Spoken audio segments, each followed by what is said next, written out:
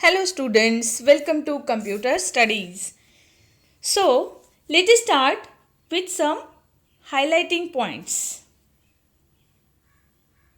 Class variable and class methods can be accessed using class name or reference variable.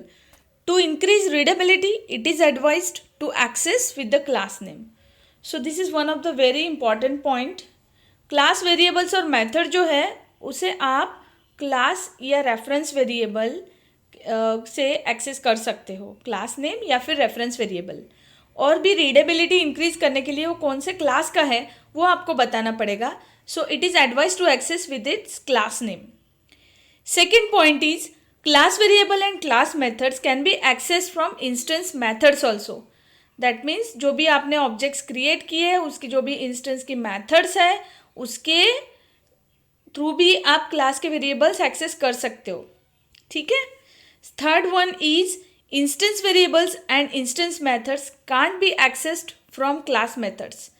जो instance का होगा ना, instance variable या फिर मेथड्स, वो क्लास एक्सेस नहीं कर पाएगा as class methods do not belong to any object. ठीक है. Clear? Okay. Now come to the next point, classification of variables declared in a class. 3 तरह के वेरिएबल्स आप डिक्लेयर कर सकते हो. सबसे पहला होता है local variable, second one is instance variable, third one is class variable. Local variable, variables which are defined inside method or block are called as local variables. इसमें क्या होता है कि formal parameters of methods are also the local variables. They are created when method or a block is started and destroyed when the method or block has completed. Local variables are not initialized by default values.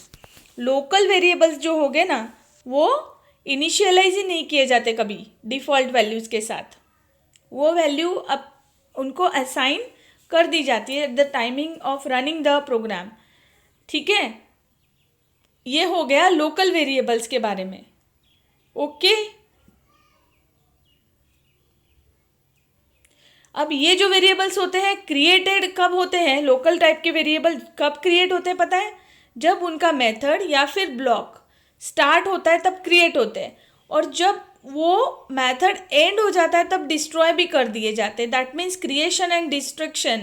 जैसे method वो initialisation होगा फिर उसके बाद में destroy भी कर दिए जाते हैं, जैसे ब्लॉक फिनिश हो जाएगा तब. ठीक है. लेकिन इंस्टेंस वेरिएबल में क्या होता है? Instance variables are variables defined within a class but outside any method. These variables are allocated memory from heap area when an object is initialized, created. Initialized that means created. Instance variables are initialized by the default values. अब local जो थे वो default values के साथ कभी भी initialize नहीं किए जाते, लेकिन जो इंस्टेंस वेरिएबल्स होते हैं उनका इनिशियलाइजेशन डिफ़ॉल्ट वैल्यूज़ के साथ करना ही पड़ता है. ठीक है. So that is necessary. और ये जो वेरिएबल्स आप इनिशियलाइज करोगे उनको मेमोरी हीप एरिया में से अलोकेट होती है. ओके. जैसे ही वो ऑब्जेक्ट क्रिएट हो जाता है. और क्लास वेरिएबल्स का कैसा है? चलिए आते हैं तीसरे टाइप की तरफ, class variable. Class variables are variables defined within a class. Class के अंदर जिसे हम डिफाइन करेंगे वो वेरिएबल्स को क्लास वेरिएबल्स बोलेंगे. ठीक है. Simple short and sweet definition. Outside any method with the static keyword. अब कोई भी मेथड के जो बाहर डिफाइन किए हुए वेरिएबल्स है और वो स्टैटिक कीवर्ड के साथ अगर किया है तो वो पर्टिकुलर क्लास वेरिएबल हुआ. ठीक है. स्टैटिक वहाँ पे नाम लिखना पड़ेगा. These variables are allocated memory only once per class. इनका क्या होगा कि एक ही बार उनको क्लास के साथ मेमोरी एलोकेट कर दी जाएंगी. ठीक है. और वो क्या करते हैं? शेयर्ड होंगे. ओके. तो मेमोरी, शेयर्ड मेमोरी का कंसेप्ट यहाँ पे आता है. वो ऑब्जेक्ट सारे शेयर्ड करेंगे वो मेमोरी. क्लास में एक बार वेरिएबल डिफाइन कर दिए, ये बड़ा सा क्लास है, इसमें ए बी सी डिफाइन कर दिए, मेमोरी एक साथ एलोकेट हो जाती है. इसके भले आप कितने भी ऑब्जेक्ट बना लो, यहाँ पे ए बी आपने क्लास वेरिएबल्स डिफाइन कर लिए, उनको एक ही बार मेमोरी एलोकेट होगी, वो आप कितनी बार इधर इधर यूज़ कर रहे हो, बट मेमोरी जो है एक बार एलोकेट हो गई शेयर्ड वेरिएबल, तो वो वेरिएबल शेयर्ड हो जाता है. Okay, class variables are initialised with default values. ये भी इंस्टेंस वेरिएबल की तरह डिफ़ॉल्ट वैल्यूज से इनिशियलाइजेशन किया जाता है. So students, this was regarding the 3 types of variables. That was the classification of variables declared in a class. Now, there comes another point which is very interesting, polymorphism, method overloading. Now, polymorphism, that means method overloading. We have seen first 2 steps to create objects. These 2 steps consist of declaration and instantiation. The third step is initialization. It requires the use of constructors. Before we learn about constructors, let us see the way to implement polymorphism in Java. यहाँ पर हम लोगों को constructor का concept आने वाला है, जो कि बहुत ही इम्पॉर्टेंट पॉइंट है जावा, कोर जावा जब भी सीखते हैं हम. So the word polymorphism means many forms, different forms of methods with the same name. एक ही मेथड है, नाम भी उसका एक ही है, पर उसके फॉर्म्स अलग अलग है. So we call it as a different forms, that is polymorphism. Okay, in Java we can have different methods that have the same name but different signature. अभी जावा में ये सब पॉसिबल है. सिग्नेचर डिफरेंट होना, इसका मतलब क्या है वो मैं आपको डिटेल में अभी समझाती हूँ. इसे ही हम लोग मेथड ओवरलोडिंग बोलते हैं. ठीक है, different signature, that means method overloading. The method signature is a combination of method name and the type of return value, that means object or base type. ये होता है उसका कॉम्बिनेशन, मेथड के नाम का और अंदर ब्रैकेट के अंदर लिखा होता है रिटर्न टाइप और ऑब्जेक्ट और base type, a list of parameters like this. For example, अभी हम एक एग्जाम्पल सीखते हैं, उससे ज़्यादा क्लियर हो जाएगा. To find maximum of 2 integers, maximum of 3 integers, maximum of double precision real numbers and so on, one requires to perform similar task but on different set of numbers. अगर हम चाहते हैं कि मैक्सिमम ऑफ 2 इंटीजर, 2 इंटीजर अगर पास किए हैं, जैसे यहाँ पे देखिए static int max integer x integer y, ठीक है, बाद में empty parenthesis, static int max integer x integer y integer z and empty set of parentheses. Then static double max, देखिए क्या आप देख पा रहे हो, max जो नाम है ये सेम ही है हर बार.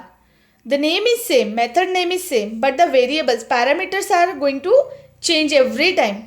Here double x double y and double z, ये वाला जो max नाम है वो सेम है हर एक मेथड का, but parameters are changing.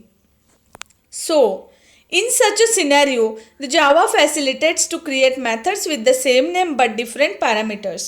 Finding maximum does not need creation of any object, so it can be defined as static class method. ये static class का एक method ही define कर दिया है, static int, static double, just like this. Okay? You may try to define above forms of max method and use in the application after looking the example of code listing 8.6. Now here is the example code listing 8.6. This is your code listing 8.6, right? Here in code line 8.6 they are defining class println as one of the class. Okay, then next they are defining println as one method but with different signature. That means every time the parameters which are passed in this method are different. Very first it is integer n, second it is character ch and then integer n. Number of parameters are also varying, right? So ये क्या कर रहा है, ये programme एक line print करने की कोशिश कर रहा है, इसमें हमें प्रिंट करनी है. Here it uses polymorphism to print a line as per specified parameters.